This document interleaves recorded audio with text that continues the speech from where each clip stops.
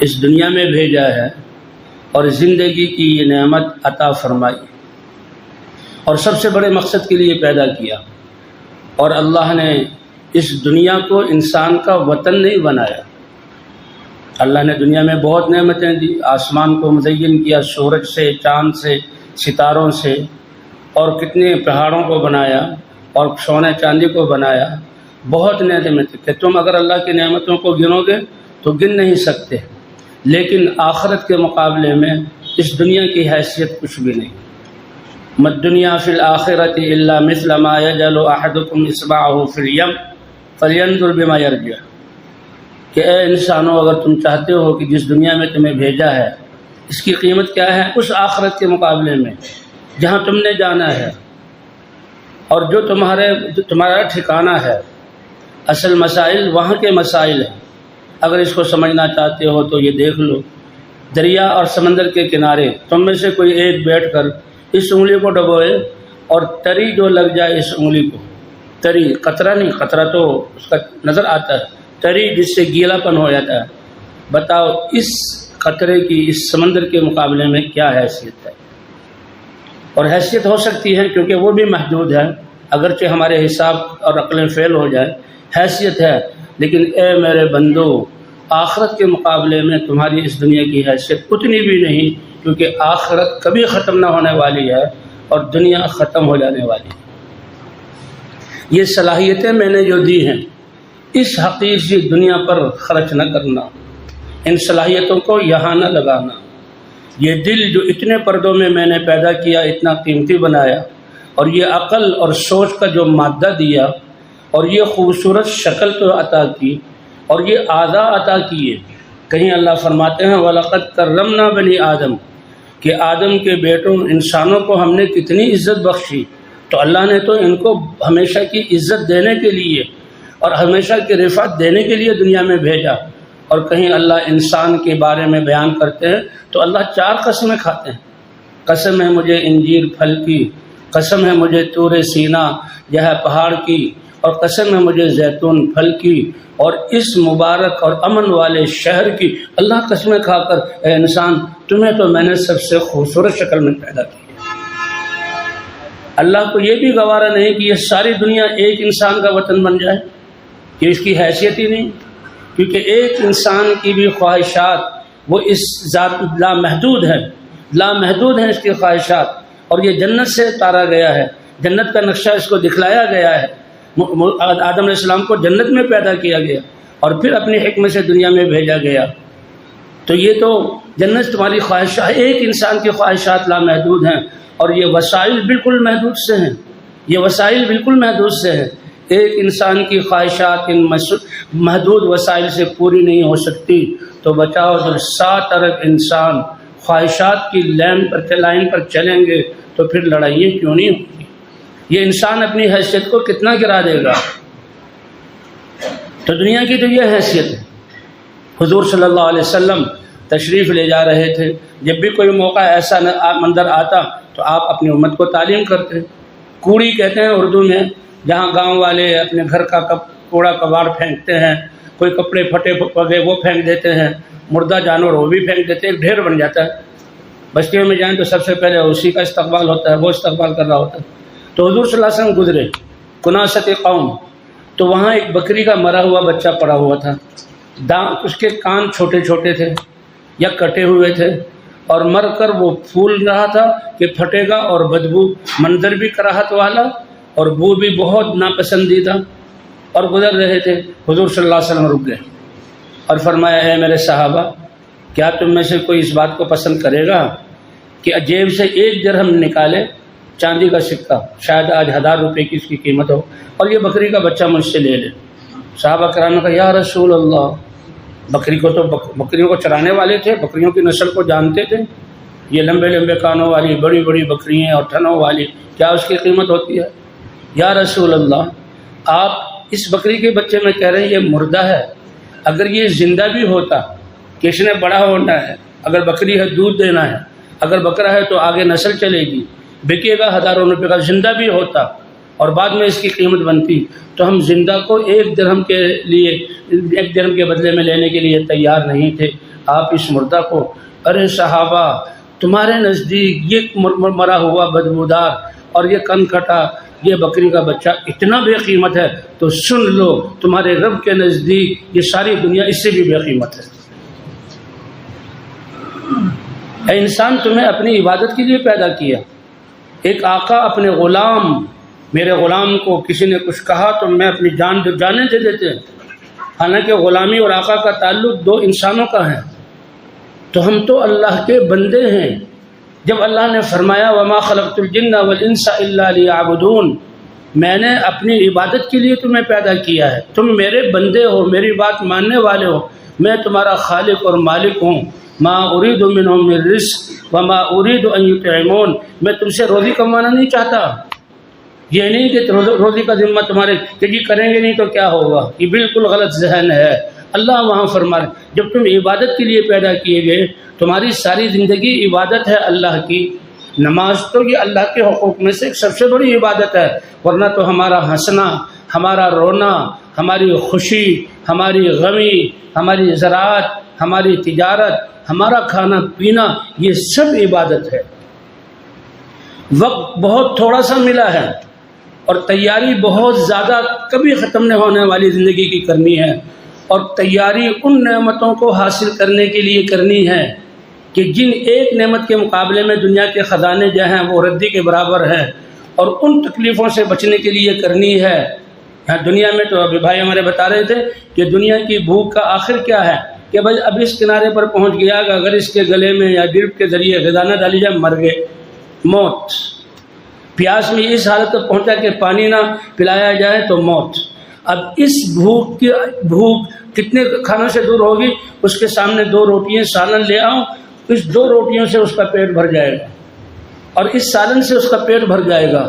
وہ بھوک کہ جس کا نتیجہ موت کی صورت میں ظاہر ہو، مرتے ہیں بہت سارے لوگ، جس کا نتیجہ اس صورت میں ظاہر ہو کہ 2 روٹیوں سے وہ بھوک دور ہو جائے، اس کے لیے ہم اتنی کوشش کر رہے ہیں کہ قیامت میں اللہ ہم سب کو بچائے۔ اللہ کی نافرمانی کی بھوک جب آئے گی جہنمی پر، ساری دنیا کے خزانے کھا جائے تب بھی اس کا پیٹ نہیں بھرے گا۔ اس سے بچنا اور بچانے کے لیے اللہ نے ہمیں بھیجا۔ ہمیں ایسے ہی ایمان دے دیا، ایسے ہی ہمیں کلمہ مل گیا، ایسے ہی ہم تبلیغ والے کہلانے لگ گئے، ایسے ہی اللہ نے اپنے گھر میں آنے کی توفیق دے دی۔ اللہ ہمیں سمجھ عطا فرما دے کہ ہمیں کس مقصد کے لیے دنیا میں بھیجا گیا۔ ہم ویسے ہی الجھ پڑے آپس میں، کیا مسائل ہیں اس دنیا کی۔ پیاس، بھائی بتا رہے تھے کہ پیاس بس مرنے لگا، اس کو پانی لا دو، اس کو پانی ڈالا، 2 گلاس پیے گا، 3 یا 1 جگ پی لے گا، پیاس بجھ گئی۔ اور قیامت کی پیاس وہ ہوگی، سمندر بھی پی لے تو پیاس نہیں بجھے گی۔ اس کا کیا علاج کیا آپ نے؟ اور کنتم خیر امۃ اخرجت للناس، کیا اعزاز ہے یہ، کسی بادشاہ کی طرف سے دیا ہوا پیغام ہے کہ جو قبروں میں چلا گیا اب اس کو کوئی جانتا بھی نہیں، یا کسی فلسفی کا کہ جس کے نظریے کو بعد والے لوگ جھٹلاتے رہے، یا کسی سائنسدان کا کہ اب اس کا کوئی تذکرہ بھی نہیں، اس کا اپنا پیشاب پخانہ اس کے ہاتھ میں نہیں، اس کے اپنے سانس اپنے ہاتھ میں نہیں۔ یہ قائم چلانے والا نظام چلانے والی ذات کون سی ہے؟ اللہ کی ہے۔ اللہ کی طرف سے ہمیں خیر امت کہا گیا، تم بہترین امت ہو، اس لیے کہ سارے انسانوں کے نفع رسانی کے لیے نکالے گئے ہو۔ اس لیے حضرت محمد صلی اللہ علیہ وسلم نے فرمایا انا حظکم من النبیین، فخر اور ناز کرو اپنے نصیبے پر کہ اللہ نے تمہیں اس 15ویں صدی میں، کہ میں تو اب اپنی طرف سے کہہ رہا ہوں، 15ویں صدی میں مسلمان بنا کر حضور کی امت میں ہونے کا شرف بخشا ہے۔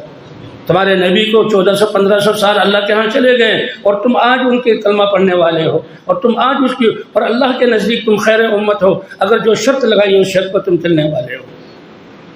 کیا اعزاز اللہ نے دیا، کیا اللہ نے اکرام ہمیں دیا ہے، اور کتنے بڑے مقصد کے لیے۔ صرف انسان ہونے کے ناطے سے اللہ کی عبادت، یا اللہ تیری عبادت کا مقصد تو یہ غلام اور آقا، غلام کو ضرورت پڑے اور آقا کو ضرورت پڑے، غلام سویا ہوا ہو تو کیا ہوگا؟ آقا نے اپنے کسی کام میں بھیجنا ہے، غلام اپنے گھر گیا ہوا ہے تو کیا ہوگا؟ اور غلام جو ہے فضولیات میں لگا ہوا ہے تو کیا ہوگا؟ حالانکہ وہ اس کا خالق نہیں ہے، اور اللہ نے اپنی عبادت کے لیے پیدا کیا، اور ہر یعنی سانس ہمارا اللہ کی عبادت۔ وما خلقت الجن والانس الا لیعبدون، کتنی بڑی عزت کا اور شرف کا مقام ہے۔ تو انسان ہونے کے اعتبار سے اللہ کی عبادت، اور اللہ کی عبادت میں لگیں گے۔ اے اللہ رزق کا کیا ہوگا؟ کہ میں ساتوں آسمان اور زمینوں کو پیدا کرتا ہوا اور ان سارے نظاموں کو چلاتا ہوا تھکا نہیں ہوں، تم 7 ارب انسانوں کے لیے 2 روٹی ہر ایک کے لیے 2 روٹی کا انتظام کرو، میں تھک جاؤں گا؟ بس دھوکہ یہاں لگا ہے کہ اللہ نے اختیار دے دیا۔ یا ایھا الانسان ما غرک بربک الکریم، اس کریم رب سے تمہیں کس نے دھوکے میں ڈال دیا؟ ایمان والے تھوڑے دھوکے میں اور کافر تو بالکل نابینا اور اندھے ہیں، اور ان کو اس اندھے پن سے نکالنا ان بیناؤں کا حق ہے، بیناؤں کی ذمہ داری ہے۔ کس چیز نے تمہیں دھوکے میں ڈال دیا؟ عدم سے کیا وجود عطا فرمایا؟ 3 اندھیروں میں کیا صلاحیتیں دی؟ جن ماں باپ کا بچہ اندھا ہے، وہ بہت خوبصورت ہے اور اس کی آنکھیں نہیں ہیں، وہ ساری دنیا زندگی دینے کے لیے تیار ہے، کوئی آنکھیں دے دے، کوئی آنکھیں دے نہیں سکتا۔ اللہ کا شکر ہے اس تبلیغ کی برکت سے اللہ کے راستے میں اتنا واضح راستہ، اتنا روشن راستہ، اتنا نفع والا راستہ اندھوں کو بھی نظر آیا کہ یہ راستہ فائدہ دینے والا ہے، نکل رہے ہیں اللہ کے راستے۔ ایک تھائی لینڈ کے ایک مولوی صاحب تبلیغی گھرانے سے بہت خوبصورت تھے، نابینا، تھوڑا سا بچپن میں تھوڑی نظر تھی، وہ ختم ہو گئی، ان کو یاد نہیں کہ میرا بچپن کیسا، لیکن تبلیغی گھرانے سے تھے۔ ماں باپ تبلیغ میں ہونے کا بھی بچے کو عالم بنایا جائے۔ اللہ کا شکر کہ ساؤتھ افریقہ میں ایسا مدرسہ جہاں نابینا بچوں کو قرآن پاک پڑھایا بھی جاتا تھا، یاد بھی کرایا جاتا تھا، تجوید بھی پڑھائی جاتی تھی، اور پھر سیاہ ستہ علم بھی پورا، وہاں عالم بن کے نکلے۔ اب جب عالم بن کے نکلے تو بھائی سال لگانا ہے، تو وہ بالکل ذرہ برابر ہچکچاہٹ اس میں نہیں تھی کہ میں سال کیوں لگاؤں، جیسے آج ہمیں اشکالات ہوتے ہیں۔ وہ سال کے لیے آئے اور راوین میں سال لگایا۔ کیا خوبصورت شکل تھی، کیا خوبصورت آواز تھی، کیا خوبصورت اس کے پاس علم تھا، چل رہا ہے خوشی سے۔ حالانکہ اندھے کو کتنی ٹھوکریں اور کتنی دفعہ اپنے وہ چاہتا ہے میں جاؤں، کوئی ہاتھ پکڑنے والا نہیں، کتنی جگہ ان پہ خواہشات ٹوٹتی ہیں۔ اللہ نے تو ہمیں آنکھیں بھی دی، اللہ نے ہمیں کان بھی دیے، اللہ نے ہمیں اپنی معافی ضمیر کو ادا کرنے کا بول کر بلا سکتے ہیں، یہ ساری نعمتیں دی۔ وہ خوش تھا۔ کسی نے یہ پوچھ لیا تمہاری زندگی کی آخری جو سب سے بڑی خواہش کیا ہے؟ اس نے کہا نہیں، اللہ کی بہت زیادہ نعمتیں، بہت اللہ کا شکر ادا کرتا ہوں، شکایت کوئی نہیں، لیکن دل میں ایک ٹیس سی اٹھتی ہے کہ بس اتنی دیر کے لیے میری آنکھوں میں روشنی آ جائے کہ جس ماں نے مجھے پالا ہے اس کے چہرے کو دیکھ سکوں۔ رات کے اندھیرے میں جب بتی چلی جائے نا، اندھیرا ہو اور اندھیرا کچھ دیر رہے، ہم ان روشنیوں کے اتنے عادی ہو گئے کہ بچے رونے لگیں گے، بڑے ڈر جائیں گے، کچھ ہوا باہر ہو جائے ڈر جائیں گے۔ اللہ نے یہ آنکھیں دی، چیزیں دیکھتے ہیں، رنگ دیکھتے ہیں، فاصلہ دیکھتے ہیں، اور چہروں کی خوبصورتی کو جانتے ہیں، اپنے باپ کے باپ ہونے کو پہچانتے ہیں۔ ان مناظر اور پہاڑوں سے ہمارے دلوں میں خوشیوں کی لہریں اڑتی ہیں۔ ایک ایک نعمت میں کروڑوں نعمتیں اللہ نے چھپائی ہوئی ہیں، اور یہ اللہ نے بغیر مانگے دی۔ تو کہتا بھائی ایک اتنی دیر کے لیے، لیکن میں کوئی شکایت کرنے والا نہیں، وہ بھی اللہ کے راستے میں نکلا۔ ابھی کچھ دنوں پہلے 20 سال کی جماعت ہے، بیرون گئی تھی اور واپس آئی ہے، یہ ٹھیک ہے کہ جی یہ خصوصی جماعت ہے لاہور کی۔ پہلے جب جاتے ہوئے بھائی اشما صاحب نے جیسے نے بتایا تھا کہ جی اس میں گونگے ہیں، یہ بہت اچھا، گونگے بھی اللہ کے راستے میں گونگے اللہ کے راستے میں نکلتے ہیں، گشتیں کرتے ہیں، اور جو باہر جا رہے ہیں ان کے قوائف پورے ہیں۔ کان والے تو قوائف پورے نہیں کر رہے، بول والے تو قوائف پورے نہیں کر رہے، لیکن بے زبان اور بے کان وہ قوائف پورے کر رہا ہے۔ یہ گونگوں کی جماعت ہے تو بہت خاص جماعت ہے واقعی، کہ جی اس میں ایک وہ بھی ہے جو نابینا بھی ہے، بہرا بھی ہے، اندھا بھی ہے، وہ بھی اللہ کے راستے میں نکلا، اور وہ ایسے نہیں نکل گیا، اس کے سارے قوائف پورے ہیں۔ کئی سالوں پہلے جب چلے کے لیے نکلا تھا، اس کی جماعت نے گونگے نے کارگزاری سنائی کہ وہ چلے کے لیے نکلا ہے، بیان کرتا تھا، اور اس کو اس کے گھر سے پہلی دفعہ نکالا اور مسجد میں لے کر آئے۔ یہ پوچھا کہ انسان ہے، سمجھدار ہے، کھاتا پیتا ہے، اپنی معافی ضمیر کو ہاتھوں کی حرکت سے بتا دیتا ہے کہ ہاں بالکل، بہت ساری چیزوں کو سمجھتا ہے اور ساری چیزوں کو بتلا دیتا ہے۔ جب اللہ نے اگرچہ آنکھیں اور کان اور اس کو زبان نہیں دی، جب انسان بنا کے پیدا کیا اور حضور کی امت میں پیدا ہوا، اللہ نے اس کام کی برکت سے اس اندھوں پر یہ کھولا۔ پتہ نہیں کتنے دیکھنے والوں نے اس کو دیکھا ہوگا، لیکن خیال بھی نہیں آیا ہوگا کہ اس کو بھی اللہ کے راستے میں نکالیں۔ بس یہ تو ماں باپ پر بوجھ ہے، ماں باپ پر شاباش ہے، اس پر صبر کیے ہوئے ہیں، نہیں، ان گونگوں کو سمجھایا کہ جب یہ انسان ہے یہ بھی اللہ کے راستے میں، اس کو تعلیم میں لے کر آئے، تعلیم سے آگے بڑھا کر شہ روزہ لگوایا، شہ روزے سے وہ 40 دن کے لیے نکلا اور 40 دن سے 4 مہینے لگائے اور 4 مہینے سے وہ پیدل 2018 میں پیدل سال کے لیے گیا اور پیدل سال کے لیے جا کر اب وہ بیرون سے آیا، اس نے خود کارگزاری سنائی، دیکھنے والوں کی آنکھوں میں آنسو ذرہ برابر بھی زبان اور کان اور آنکھوں کے ہونے کی شکایت کا شائبہ بھی اس پر نہیں تھا، بلکہ خوش تھا کہ اللہ نے مجھے حضور کی محنت عطا فرما دی۔ یہ محنت تو اتنی واضح اور روشن ہے، یہ حقائق ہیں، کب سے سن رہے ہیں، اللہ فرما رہے ہیں۔ اللہ نے انسان کو اپنی عبادت کے لیے پوری زندگی عبادت ہے، اے اللہ تیری عبادت میں لگیں گے تو رزق کا کیا، کہ رزق کا فکر تم نہ کرو، تم کو روزی کموانے کے لیے نہیں بھیجا کہ تم زمیندارہ کرو۔ اگر یہ چیزیں اسباب تمہیں دیے بھی ہیں تو اس میں بھی تمہارے لیے احکام دیے ہیں جو تمہیں کامیابی دلائیں گے۔ اگر بادشاہت دی ہے نافرمانی و کفر تو جہنم میں جاؤ گے، اور اگر تجارت کے نقشے دیے ہیں اس میں اللہ کے احکام توڑے یہ تجارت تمہیں ہلاک کر کے رکھ دے گی، اگر زراعت کے نقشے میں اللہ کی نافرمانی کی یہ ہلاکت تک پہنچا دے گی۔ تجارت کے نقشے دیے کہ اس تجارت میں بھی اللہ کے احکام کو زندہ کرو، کہ پالنے والی ذات کون سی ہے؟ اللہ کی ہے، اور اس تجارت سے میں اللہ کی مخلوق، مسلمان، ہمسائے اور یہ خلق اللہ، ان پر حق الخلق الی اللہ من احسن الی عیالہ، اللہ نے یہ نظام بنایا ہے کہ فرض سب سے محبوب وہ انسان ہوگا کہ جو اللہ کی مخلوق کے ساتھ اچھا معاملہ کرنے والا۔ اللہ سورج اللہ نکال رہے ہیں، کسی کے بس کسی کے ہاتھ میں نہیں دیا، ہوائیں اللہ چلا رہے ہیں، بارشیں اللہ برسا رہے ہیں، دن رات کا نظام اللہ کر رہے ہیں، اور اللہ چاہتے ہیں تو سب کے گھروں کو بھر دیتے ہیں، لیکن اللہ نے یہ اسباب بنائے ہیں کہ ان میں یہ اسباب میں لوگوں اس میں بھی میرے احکام کو ایمان کے ساتھ پورا کرو، تو پھر اس میں بھی کہ وہ تاجر جو اپنی تجارت میں سچا ہوگا، امانت دار ہوگا، ہمدرد خیرخواہ ہوگا، بظاہر تو وہ یہ پورا تول رہا ہے، یہ جھکتا تول رہا ہے، یہ یتیموں کے گھر خود سامان پہنچاتا ہے، یا بیواؤں کا خیال رکھتا ہے، اپنے اڑوس پڑوس کا بھی خیال کرتا ہے اور غریبوں کی مدد کرتا ہے، بظاہر تو یہ اپنا نقصان کر رہا ہے، اللہ اس کی دنیا میں بھی تجارت میں برکت دیں گے، اس کا مال محفوظ ہوگا۔ اور فرمایا ایسا تاجر قیامت کے دن جب نفسا نفسی کا عالم ہوگا کہاں کھڑا ہوگا؟ وہ کہ انبیاء، صدیقین، شہداء اور صالحین کی صف میں وہ تاجر کھڑا ہوگا۔ یہ اللہ کا امر، اللہ کا قانون ویسے ہی ہے۔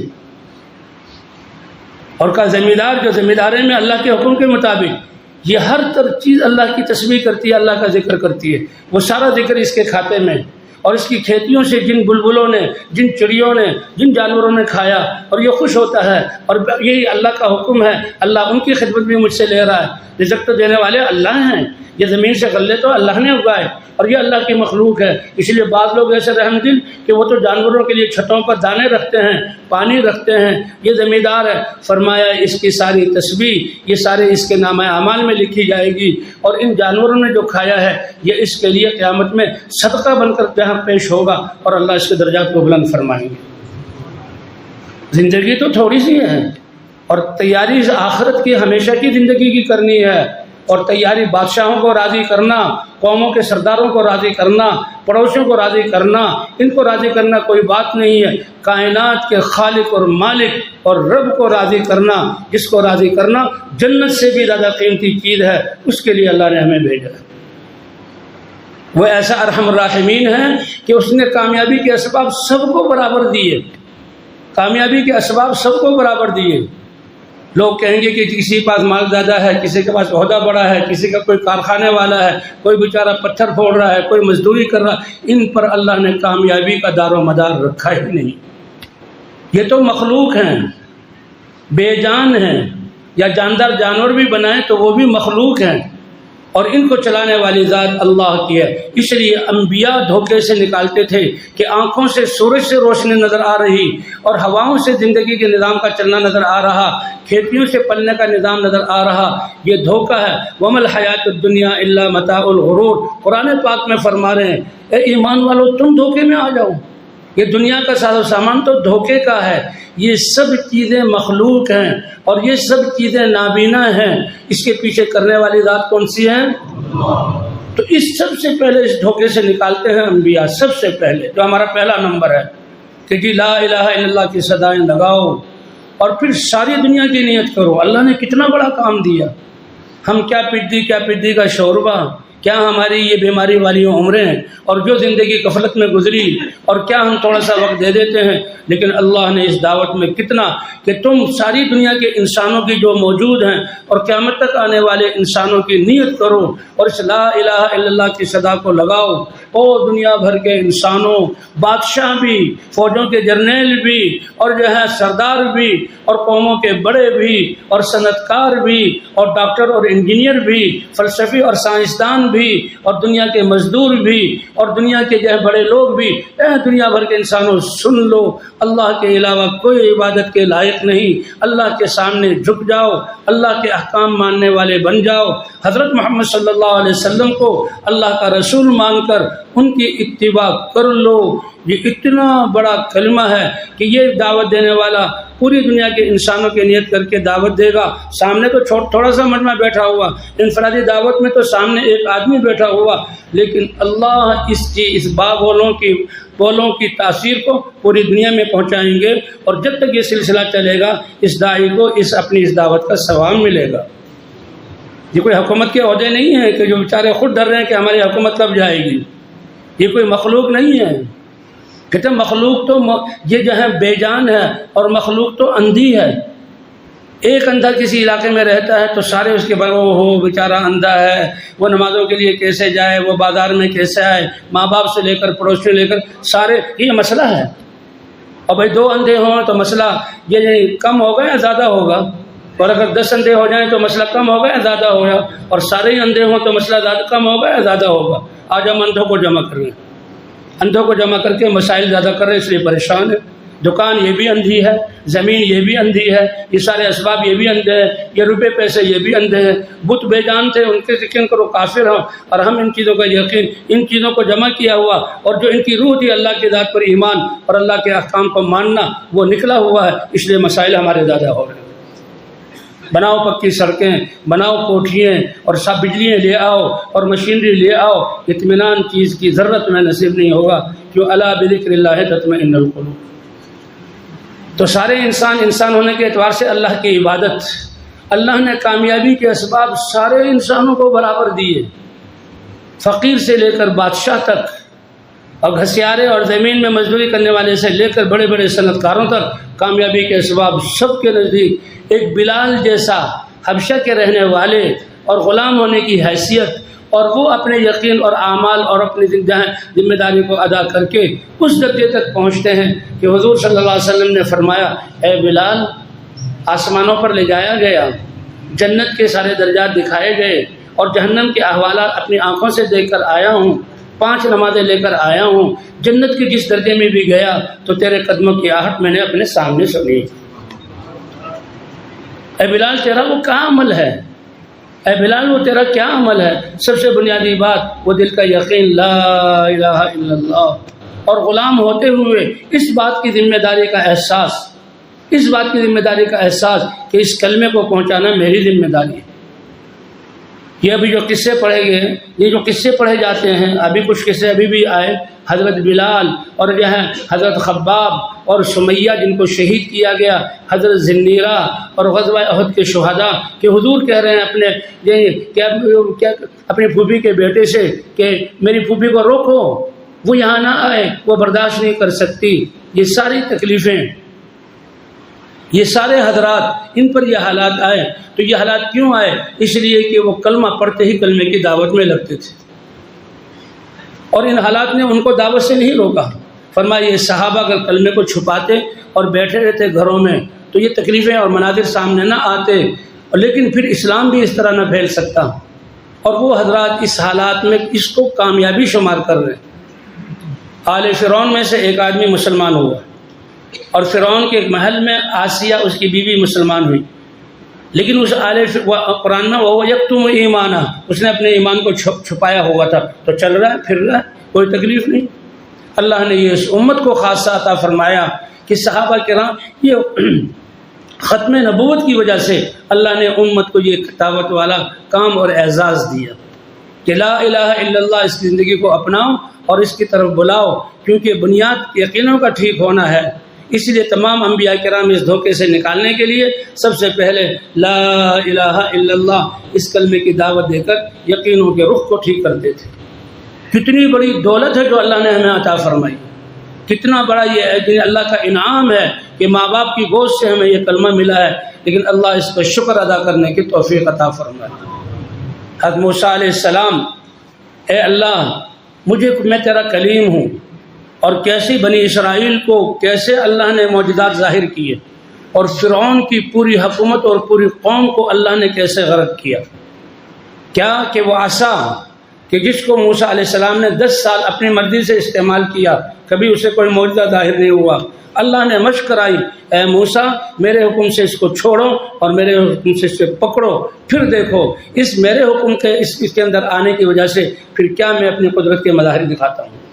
فرعون کے سامنے پھینکا تو فرعون کا دبدبہ ختم۔ وہ جو بنی اسرائیل ظلم کرتا تھا، وہ ظلم کرنا تو دور کی بات، وہ خود اس کے دل میں اتنا ڈر بیٹھا۔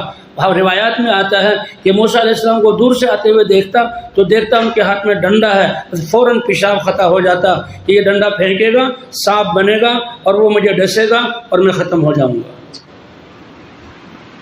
تو اسی اللہ نے جب اللہ کے حکم کے مطابق اس کو پھینکنا اور اٹھانا شروع کیا تو اللہ نے یہ طاقت رکھی، بحر قلزم پر پہنچ کر اللہ کے امر کی بنیاد پر اسری بعبادی لیلا انکم متبعون، اے موسیٰ دعوت دے کر بھیجا۔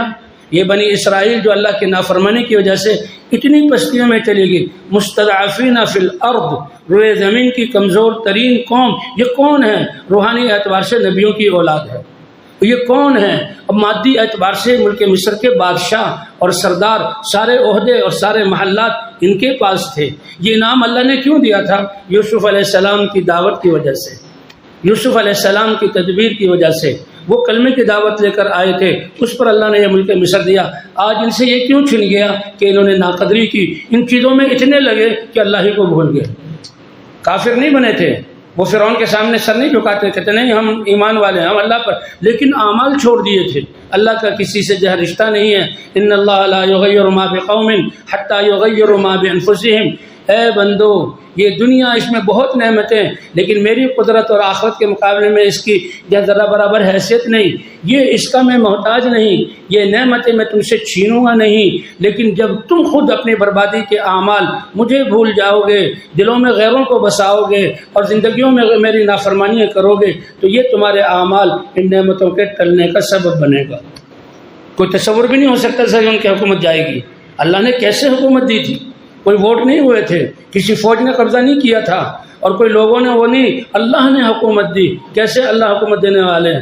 اور یہ بادشاہ تھے اور روحانی نبیوں کی اولاد تھے، لیکن اللہ کا کسی سے رشتہ نہیں ہے۔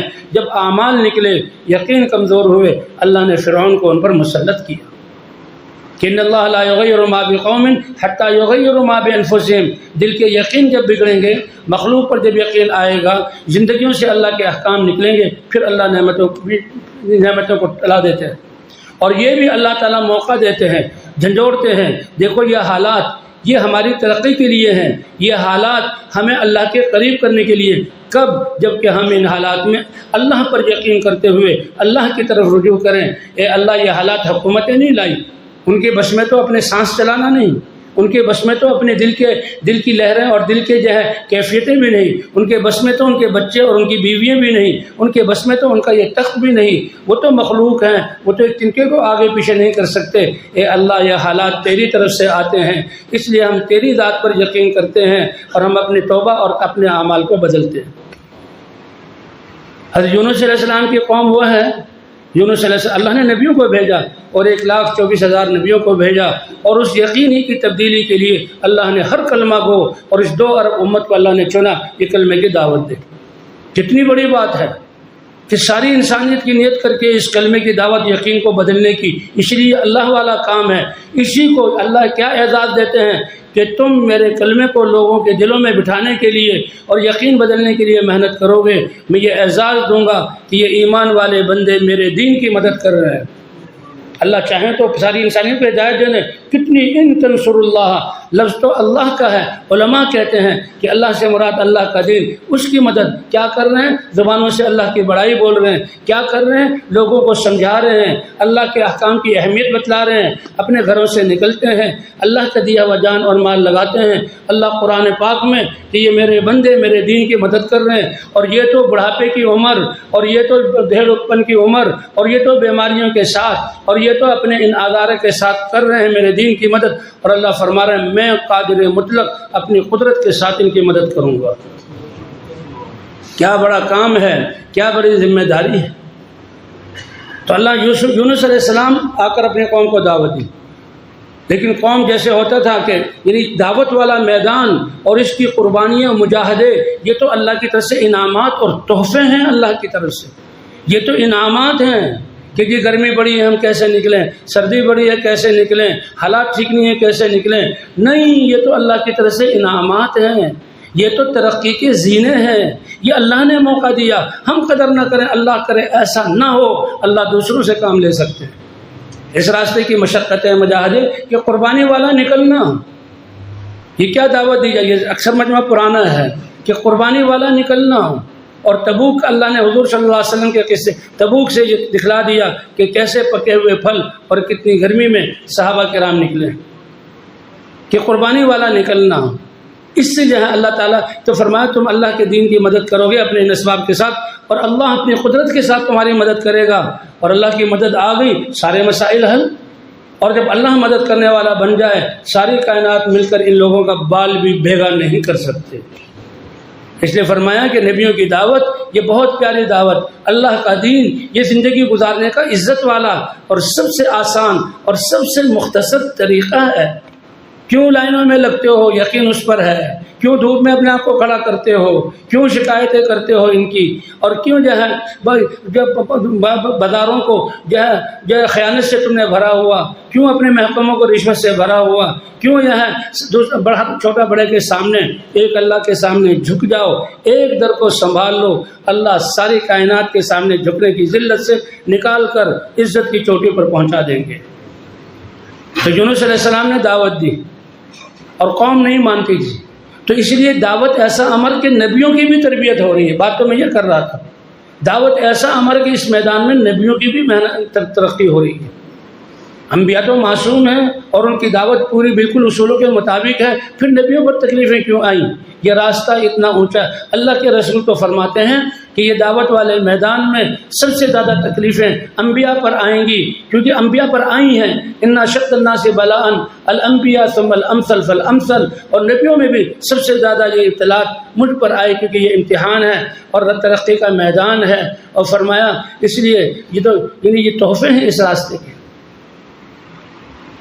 ان میں قربانی. اور اسی لیے نبی کا ایمان تو ہر وقت بڑھتا رہتا ہے، ہر وقت بڑھتا رہتا ہے. دیکھو مزدوری کرنے میں جو ہے شخص سردیوں میں کھیتوں کو پانی دینا، شخص سردیوں میں بازاروں کو آنا، دنیا والے بھی کتنی اپنی خواہشات روزانہ توڑتے ہیں. اور یہ دنیا جو اللہ نے قسمت میں لکھی اس کے لیے قربانی کرتے ہیں. بس یہ سمجھ آ جائے کہ ہم ان قربانیوں کا رخ اللہ کے دین اور اللہ کی رضا کو پورا کرنے کی طرف کر دیں اور قربانیوں کے ساتھ نکلنے والے بن جائیں. یونس علیہ السلام دعوت دے رہے ہیں اور قوم نافرمانی کر رہی ہے اور وہ جھیل رہے ہیں. اور ایسے کہ اب اطمینان کا وقت آیا، اللہ کی طرف سے تمہاری قوم پر عذاب آنے والا ہے. اور اللہ کی طرف سے عذاب تو پوری قوم کو مٹا دیتے ہیں. کہاں گئی قوم عاد التی لم یخلق مثلها فی البلاد، کہ جن جیسا طاقتور اور بڑے جسم والا اللہ نے پیدا ہی نہیں کیا، کہ اس کے کوئی نشان ہی نہیں رہا، صرف ایمان والے بچے. کہاں گئی قوم سمود جن نے پہاڑوں کو تراش کر اپنی بستیاں آباد کی، آکسیجن اور جو ہے سورج کا انتظام کیا، اور وہ بس رہے ہیں. اور کیا کہتے ہیں، کوئی ہوا اور کوئی آندھی ہمارے گھروں کو گرا نہیں سکتی. اور پھر جب وہ اپنے قانون پر چلتے ہیں تو انسان تو کمزور ہے، تو وہ قانون ہر بڑا چھوٹے کو جہاں دباتا ہے، اس کا گلا گھونٹتا ہے اور اس اپنی خواہشات پورا کرنے کے لیے جو ہے وہ ان پر ظلم کرتا ہے. پھر ظلم کا بازار گرم ہوتا ہے. اللہ نے جو ہے صالح علیہ السلام کو نبی بنا کر بھیجا. تو بہرحال اللہ کی طرف عذاب آنے والا ہے. یونس علیہ السلام نکل گئے. اللہ نے بتلا دیا یہاں اس قصے سے کہ قوم نے جب دیکھا ارے نوح علیہ السلام نکل گئے، ابھی عذاب کی علامتیں ظاہر نہیں ہوئی تھی، انہوں نے سب کو جمع ہوئے اور توبہ کر لو اللہ سے ورنہ تباہ ہو جاؤ گے، اور کلمہ پڑھ لو۔ سب نے توبہ کی، گناہوں سے استغفار کیا اور ایمان لائے، کلمہ پڑھا تو قوم کو اللہ نے بچا لیا۔ تو بھی اترنے والے جو اس کے نبی نے بتایا، اترنے والے عذاب سے بچنا بھی توبہ اور استغفار اور اللہ کی طرف رجوع کرنا ہے۔ اس دعوت کے ذریعے یہی بتایا جا رہا ہے، انبیاء کرام اسی دھوکے سے نکالتے ہیں، اے انسانوں ان دھوکے سے نکلو، کرنے والی ذات اللہ کی ہے، سب سے بنیادی بات ایمان ہے اور سب سے طاقتور چیز ایمان ہے، اور اس کے بعد اللہ کے اتارے ہوئے احکام کو ماننا۔ حضرت محمد صلی اللہ علیہ وسلم کی ختم نبوت کے صدقے اللہ نے یہ کام اس امت کو عطا فرمایا، اور ان احکام میں سب سے پہلے نماز ہے۔ نماز سب سے بڑی عبادت، اللہ کا حق یعنی ایسی عبادت۔ اب پوری زندگی ہماری دین پر گزرے، دین کے 5 ارکان، زکوٰۃ تو مالداروں پر فرض اور سال میں 1 دفعہ، باقی تو ان کو تو بیچارے صدقہ لیتے ہیں، ان کو تو جہاں مال والے ان پر خرچ کرتے ہیں۔ اور آگے حج بھی جو ہے زندگی میں 1 مرتبہ، سال میں 1 مرتبہ، اور مال سے تعلق، حج زندگی میں 1 دفعہ، وہ بھی مالداروں پر، اور حج میں جان بھی لگتی ہے اور مال بھی لگتی ہے، اور باقی زندگی فارغ۔ اور جن پہ حج فرض ہے نہیں اور ہیں وہ اللہ کے بندے، بندگی میں زندگی گزارنی۔ رمضان کے روزے یہ جو ہے سب مسلمانوں پہ فرض، اور اس میں بھی آزار کی وجہ سے کچھ روزے بھائی بعد میں رکھو، یا روزے ساقط جو ہے اس وقت روزہ رکھنے کا حکم نہیں ہے، اور روزہ رکھتے ہوئے بھی انسان باقی ساری دنیا کے کام کر سکتا ہے۔ نماز اللہ کا ایسا پیارا عمل ہے، ایسا پیارا عمل ہے کہ اس میں تو سب چیزوں کو چھوڑ کر سب سے فارغ ہو کر اللہ کے گھر میں آنا اور دل سے لے کر سارے جسم کو اللہ کا حکم کا پابند کرنا۔ جیسے دعوت دینے سے ایمان بنتا ہے اور ایمان کی طاقت سے انسان اللہ کے احکام پر چلتا ہے، اسی لیے دعوت پر کھڑا کیا جا رہا ہے، اسی طرح زندگی اپنے جسم کے استعمال کو ٹھیک کرنا کہ قاضی کے قلم سے عدالت اور رحم والے فیصلے صادر ہوں، بادشاہ کی بادشاہت سے اس کے رعایا کے فائدے والے فیصلے صادر ہوں، اور تاجر کی تجارت سے لوگوں کو راحتیں پہنچے، زمیندار کے زمینداری سے لوگوں کو نعمتیں ملیں۔ یہ ان کا استعمال ان چیزوں میں ٹھیک ہو کب؟ جبکہ یہ نماز کو ٹھیک کریں گے۔ اس لیے 5 نمازیں فرض ہوئی ہیں۔ کتنی نمازیں فرض ہیں بھائی؟ اللہ اپنے گھر بلاتا ہے، اور یہ مہمان اور میزبان بالکل ٹھیک ہے۔ کیوں؟ اللہ کیا فرماتے ہیں؟ فرضوں کے لیے آنا تو آپ فرضوں کے لیے آنا ہے، تم نفلوں کے لیے آؤ، تم تبلیغ کے مشوروں کے لیے آؤ، تم جماعت کی نصرت کے لیے آؤ۔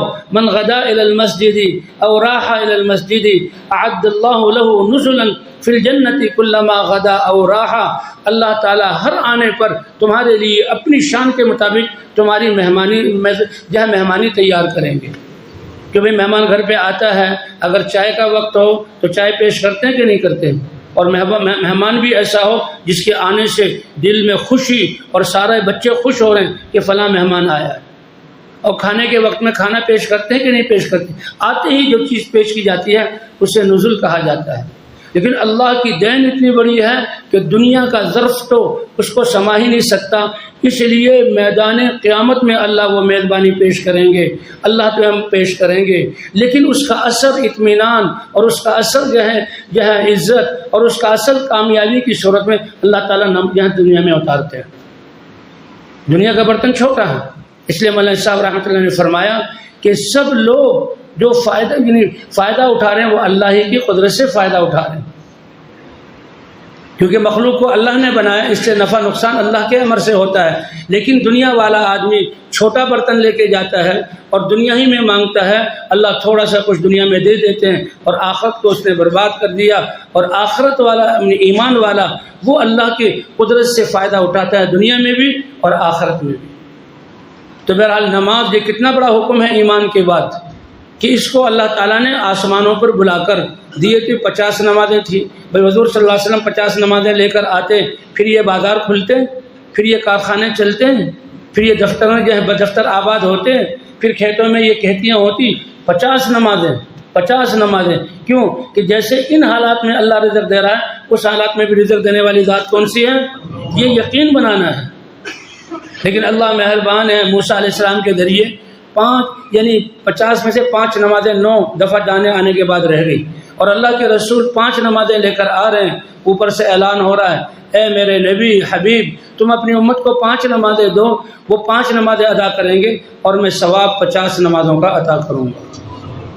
اور ایک ساتھی نے اتنی پیاری بات کی کہ مؤذن جو اذان دیتا ہے کتنے بڑے کائنات کے الفاظ میں سب سے قیمتی الفاظ کہتا ہے، وہ اللہ کا منادی ہے اور وہ اللہ کی طرف بلا رہا ہے، اس لیے قیامت میں نفسا نفسی کا جو عالم ہوگا، مؤذنین کی جو ہے گردن سب سے اونچی ہوگی اور یہ وہاں کی سرداری کی علامت ہوگی، اور سب سے آگے حضرت بلال رضی اللہ تعالیٰ عنہ ہوں گے۔ یہ مؤذن ایسے ہی نہیں ہے، یہ اذان ہمیں ایسے ہی نہیں مل گئی، اذان کے کلمات۔ کسی نے عبادات کے لیے جناب وہ بگل بج رہے ہیں، کسی نے عبادات کے لیے اور باجے بج رہے ہیں، کسی نے عبادات کے لیے گھنٹیاں بج رہی ہیں، یہ کوئی چیزیں ہیں؟ جب نماز کی اجتماعی شکل ملی اور اللہ کے رسول نے کہ بھی جماعت کیسے ہوں، کیونکہ جب مدینے میں رہتے ہوئے گھروں کے معاملات اور جو ہے اب کھیتی باڑی کے معاملات اور جماعت کے ساتھ نماز پڑھنا اور کیا اللہ کے گھر میں آنا، اس کے لیے کیا ہو؟ مشورہ ہوا صحابہ کرام سے۔ تو پہلے جو انسان جب مشورہ ہوتا ہے تو جو اس کے سامنے تجربات ہوتے ہیں انہیں تجربات کو جو ہے وہ رائے دیتا ہے۔ کسی نے کہا کہ جی ایندھن جمع کر لیا جائے اور تھوڑا سا ایندھن الگ کر کے اس میں آگ لگائی جائے تو دھواں اٹھے گا، اور صحابہ کے دل تو ہمیشہ مسجد سے اٹکے ہوئے تھے، وہ تو ایک نماز کے بعد دوسری نماز کا انتظار کرتے تھے۔ ان کو یہ کیفیت حاصل تھی کہ نماز میں اللہ سے ملاقات ہے، اللہ ہمیں بھی وہ کیفیت عطا فرما دے کہ ایسا اللہ کے ہونے کا یقین جیسے تم خود اپنی آنکھوں سے دیکھ رہے۔ یہ ایک وجدان ہے، یہ ایک کیفیت ہے جو انسان کو حاصل ہوتی ہے، صحابہ کو یہ حاصل تھی۔ اسی لیے وہ جو ہے صحابی رضی اللہ تعالیٰ عنہ جو حارثہ، اللہ کے رسول گزرے، کیف اصبحت یا حارثہ، اے حارثہ تم نے صبح کس حالت میں کی؟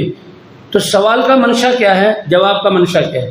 آج بڑے سے پوچھو اور چھوٹے سے پوچھو، سوال کرنے والا بھی کس حساب سے پوچھے گا اور جواب دینے والا بچہ بھی یہ کہے گا ٹھیک ہے ابا جان ٹھیک ہے، کاروبار کر رہے ہیں، گھر میں کھانا پینا ہے، کپڑے ہیں، اور اگر کوئی شکایت ہوگی فلاں بیمار ہے اور فلاں کو یہ ہو گیا، بچہ بھی یہ کہے گا، بڑا بھی یہ کہے گا کہ ماحول ہی ایسا ہے۔ لیکن سوال کرنے والے کائنات میں سب سے بڑے علم والے اور سامنے ان کے وہ ہستیاں کہ جن کی حضور نے تربیت کی، اور یہ حارثہ ابھی نوجوان ہے، کوئی بڑی عمر کے نہیں ہے، سمجھ گئے حضور کو، اصبحت مؤمنا حقا یا رسول اللہ، اے اللہ کے رسول سچے اور پکے ایمان کے ساتھ میں نے صبح کی۔ اللہ کے رسول کو بتایا جا رہا ہے، آپ نے فرمایا ان لکل قول حقیقتا، ہر دعوے کی دلیل ہوتی ہے، تمہارا یہ دعویٰ کہ سچے پکے ایمان کے ساتھ صبح کی، اس کی دلیل کیا ہے؟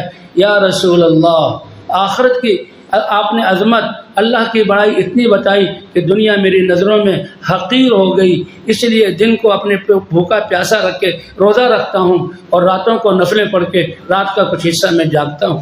عظمت نہاری و اسہرت لیلی، اور اے اللہ کے رسول ایسا وجدان اور کیفیت ہے نماز کے باہر بھی گویا اللہ کا عرش میری آنکھوں کے سامنے ہے اور میں اللہ کو دیکھ رہا ہوں، یہ 24 گھنٹے کی کیفیت ہے۔ اے حنظلہ، جو میرے مجلس میں تمہیں آ کر کیفیت حاصل ہوتی ہے، اگر تم اپنے دکانوں گھروں پہ جا کر وہ ایمانی کیفیت ہو تو لا صافحتکم الملائکہ، فرشتے اے ایمان والو، اے ایسے دل کے یقین والو، اے ایسے اللہ کی عظمت کا استحضار کرنے والو، فرشتے برکت کے لیے تم سے سلام کریں۔ یہ یقین کوئی چھوٹی چیز ہے۔ تو بہرحال میں تو ایک قصہ اس لیے سنایا کہ یہ ایک وجدان ہوتا ہے، عبادت ایسی ہو۔ اور فرمایا اے اللہ کے رسول جنت کے جو آپ نے تذکرے، اس لیے آتا نا کہ بھئی ہم جنت کے اور دوزخ کے اور آخرت کے حالات کے تذکرے کریں، آج ہماری مجلس سے اس سے خالی ہیں۔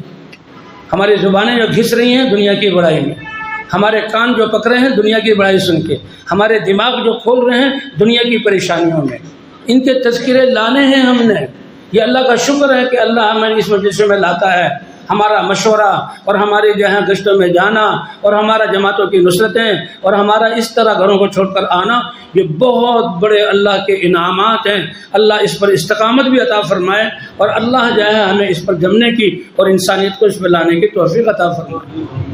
یہ آخرت کے اے اللہ کے رسول اتنے تذکرے، ایسا یقین کہ آنکھوں سے میں جنت کے مناظر دیکھ رہا ہوں، آنکھوں سے دیکھنا. اس لیے صحابہ کیا صحابہ کا ایمان کیسا تھا کہ اپنے دیکھے ہوئے کو جھٹلاتے تھے اللہ اور اللہ کے رسول کی بات پر. اللہ وہ یقین ہمیں بھی عطا فرمائے. غالباً ماریہ رضی اللہ تعالیٰ عنہ جن سے ابراہیم پیدا ہوئے حضور کے صاحبزادے، ان کا انتقال ہوا اور وہ بڑی غمگین تھی. حضور نے دیکھا تو کہا تم غم کر رہی ہو، اگر تم چاہو تو میں تمہیں دکھا دوں کہ تمہارا بچہ جنت کے پھولوں میں سے ایک پھول جنت میں مزے کر رہا. یا رسول اللہ آپ نے بتا دیا، بس یہ کافی ہے، اب میں نہیں، میرا دیکھنا میں دیکھ لیتی، اس سے زیادہ یقین آپ کی اس بات پر ہے.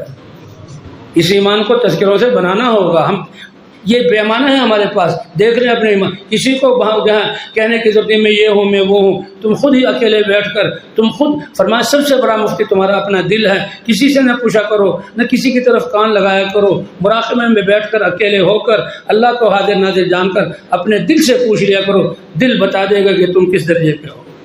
استفت قلبک، سب سے بڑا مفتی تمہارا دل ہے. تو گناہ کیا ہے جو دل میں کھٹک جائے. اللہ یہ احساس ڈالتے ہیں، اے اللہ کے رسول جنت کے اتنے تذکرے کہ جنت کو آنکھوں سے دیکھ رہا ہوں، اور اے اللہ کے رسول جہنم کے وہ تذکرے کہ جہنم کے نظارے میرے سامنے ہیں. اللہ کے رسول خوش ہوئے، سینے پر ہاتھ مارا کہ انتم مرء نور اللہ قلبک بالایمان، تم تو وہ ہستی ہو کہ ایمان کا نور تمہارا دل اس سے بھرا ہوا ہے. تم نے معرفت حاصل کر لی، اسی پر جمے رہو، اسی پر جمے رہو. تو بھائی نماز اللہ کی ایسی عبادت، کہاں سے اللہ کے انعامات شروع ہوتے ہیں. 5 نمازیں 50 نمازوں کے برابر. اور نماز کے لیے اذان کے کلمات، وہ صحابہ کرام جو بیٹھے اور پریشانی کے بھی کیسے جمع کریں. کسی نے کہا آگ جلاؤ، کہ آگ سے بچنے کے لیے سب کچھ ہے، آگ کو ہم علامت بنا لیں. کہ جی وہ بگل ہو، ایک بگل جو ہے گلیوں میں بجایا جائے کہ بگل اور اللہ کی عبادت اس کا کیا جوڑ ہے. بھلے رائے آتی رہی اور یہ پسندیدہ رائے نہیں. کسی نے کہا کہ کوئی پیتل کی یا لوہے کی تختی اور اس پہ گھن مارا جائے ایک گونج اٹھے گی، کا یہ بھی نہیں. کسی پر فیصلہ نہ ہو سکتا. لیکن اللہ نے یہ امت کتنی بہترین امت ہے.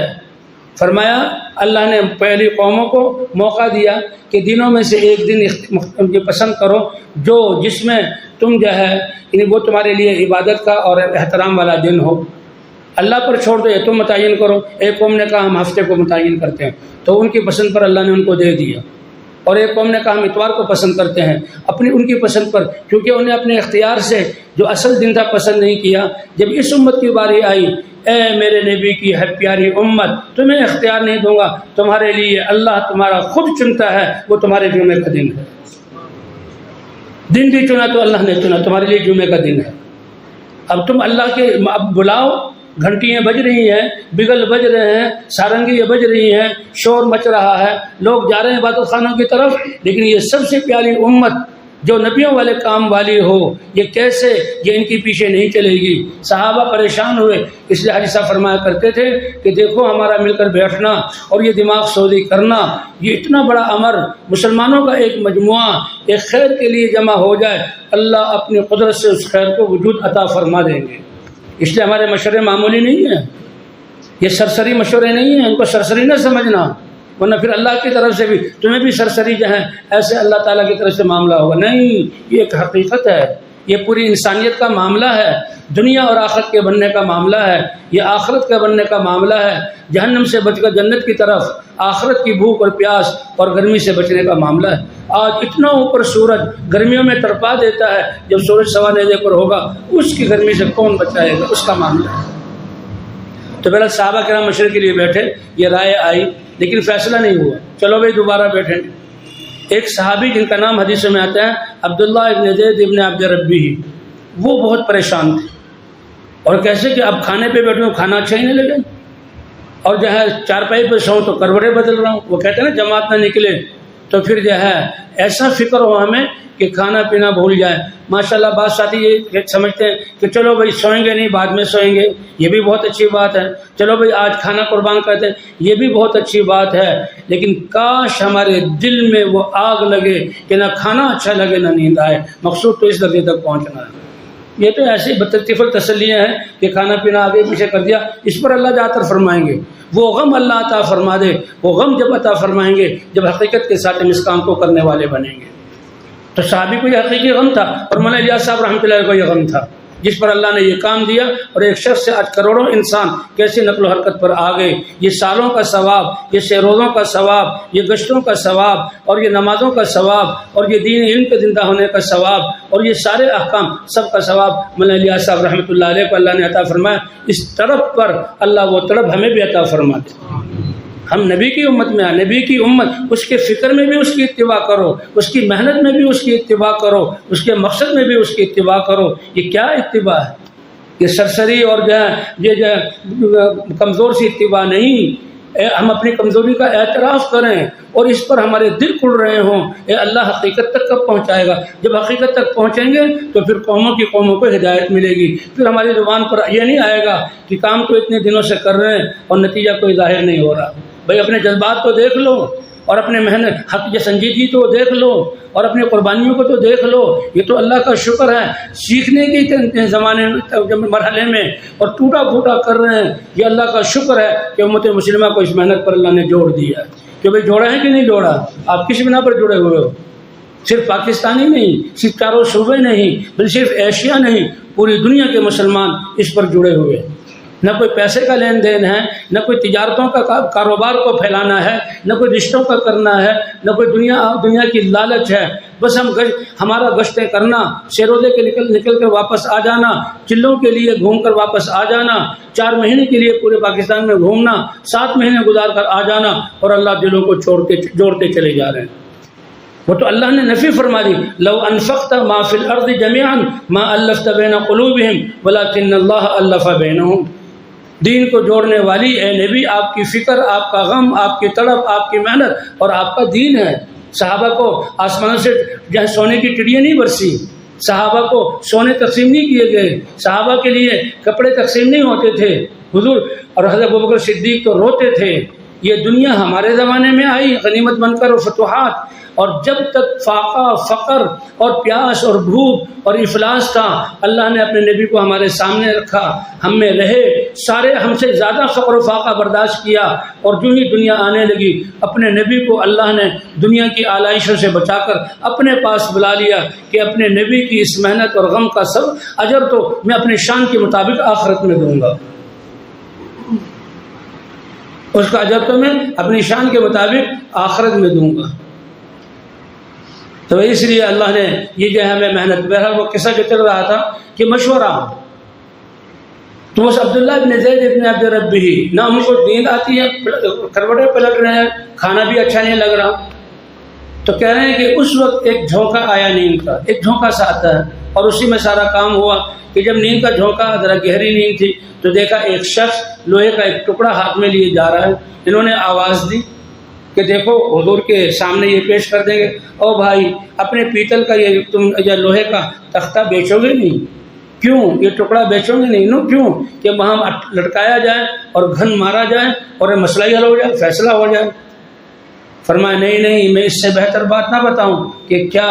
پھر یہ اذان کے کلمات، 13 کلمات، یہ انہوں نے یہ الفاظ فرمائے، 4 دفعہ اللہ کی بڑائی، 2 دفعہ جو ہے اللہ کی وحدانیت، حضور صلی اللہ علیہ وسلم کی رسالت، پھر جو ہے یہ 4 دفعہ حی علی الصلاح، حی علی الفلاح، اور پھر لا الہ الا اللہ، یہ 13 کلمات۔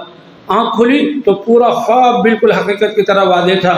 اللہ کے رسول صلی اللہ علیہ وسلم کی خدمت میں آئے، یا رسول اللہ یہ خواب دیکھا، کہاں دیکھو یہ تو اللہ کی طرف سے انعام، اللہ کی طرف سے کلمات، وہ تو فرشتہ تھا، وہ تو فرشتہ تھا، غم تم نے کیا، خواب تمہیں نظر آیا، لیکن اے عبداللہ بلال کی قربانیاں تم سے زیادہ ہیں، یہ میرے بلال کو سکھا دو، یہ قیامت تک چلنے والی دعوت جو ہر دنیا کے کونے کونے میں پھیلے گی، اس کی ابتدا میرے بلال سے ہو۔ یہ عظمت اللہ نے اس قربانیوں سے عطا فرمائی۔ وہ بلال فَإِنَّهُ أَنْدَى صَوْتًا مِنْكَ، پھر دلیل بھی دی، اس کی آواز ذرا فضاؤں میں گونجنے، تم سے زیادہ اونچی آواز والا ہے۔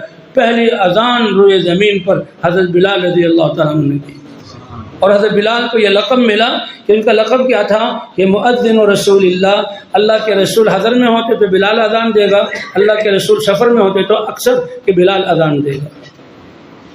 اور یہ اذان کے کلمات، تو کیا کہہ رہا ہوں، اے امت محمدیہ، عبادت کا دن بھی اللہ نے تمہارے لیے پسند کیا، اور تمہارا نام بھی تمہارے لیے اللہ نے پسند کیا. کوئی کہتے ہیں ہم یہودی ہیں، ٹھیک ہے تمہارا نام ہے. کوئی کہتے ہیں ہم نصرانی، تمہارا نام ہے. اس امت کا نام کیا ہوگا؟ وَسَمَّاكُمُ الْمُسْلِمِينَ. تمہارا نام تو اللہ نے اللہ کے حکم کے سامنے اپنی گردن کو جھکانے والا مسلمین تمہارا نام رکھا ہے. دن بھی اللہ کی طرف سے متعین، تمہارا لقب بھی اللہ کی طرف سے خیر امتین، اور تمہیں نماز جیسی جو زندگی کے نظام کو بدلے گی. اس لیے اب ہمارے مولانا زمان صاحب کہ بھئی 100% نمازوں کی طرف بلایا کہ نہیں. اصل تو یہ کہ ہر مسلمان کو اس کی زندگی کا مقصد سمجھایا جائے کہ میں حضور کی امت میں ہونے کا جو اعزاز اور اس کلمے کا جو اعزاز ملا ہے حضور کی محنت اور غم کے لیے، وہ ذمہ داری کا احساس کر لے اور پھر سوچنا شروع کرے کہاں آج وہ کھیتوں میں ہے، کہاں آج وہ دفتر کی مشغولی میں ہے، کہاں وہ گناہوں کے ماحولوں میں ہے. سوچتے سوچتے یہ تو آپ کی دعوت کے کلمات ایک دن اس کو ممبر پر لا کر کھڑا کریں گے اور وہ بیان